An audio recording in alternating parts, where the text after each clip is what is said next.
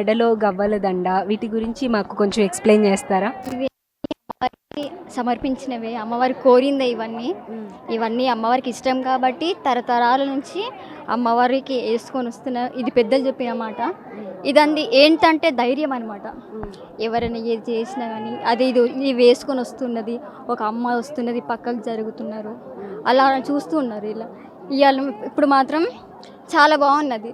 బోనాలకు అందరు సపరేట్గా అందరిని జరిపేసి బోనాలను మంచిగా తీసుకెళ్తున్నారు. చాలా బాగుంది ఈసారి. మీరు వేసుకోవాలి అనుకుంటే దీనికోసం ఏమైనా స్పెషల్గా దీక్ష చేయాల్సింది ఏమైనా ఉంటుందా? కొందరు ఉంటారు, ఒక్క పొద్దులు ఉంటారు. కొందరు మంచినీళ్ళు పెద్ద పెద్ద బోనాలు ఓపిక పట్టి తాగితే మంచినీరు తాగుతారు. ఒక్క పొద్దు ఉంటే ఒక పొద్దు అవన్నీ ఉంటారు. వేసుకున్నామంటే ఇంకా అమ్మవారి దీక్షలు ఉన్నట్టే. ఆ గవ్వలు అదంతా వేసుకున్నామంటే అమ్మవారికి ఇష్టం. అవన్నీ పుట్టింది దాంట్లో ఎల్లమ్మ తల్లి, ఆ గవ్వల్లో పుట్టింది అని అంటారు కదా. అమ్మవారికి ఇష్టం. అవన్నీ వేసుకున్నామంటే ఇంకా ఏం లేదు, నిష్టంగా ఉండాలి. ఆమె అలా ఉండబెడుతుంది కూడా, అలా ఎనర్జీ కూడా ఇస్తుంది, ధైర్యం ఇస్తుంది. ఓకే. ఎంత ఉపవాసం చేసినా సరే అమ్మవారే ఇదనేది ఇస్తుంది, శక్తి అనేది.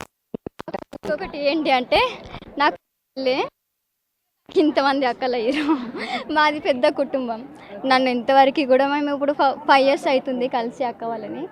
ఎప్పుడు దూరం కొట్టలేరు. ఒక చెల్లెలాగానే ఏదైనా కానీ. నా పేరు టోకీ, ముద్దు పేరు.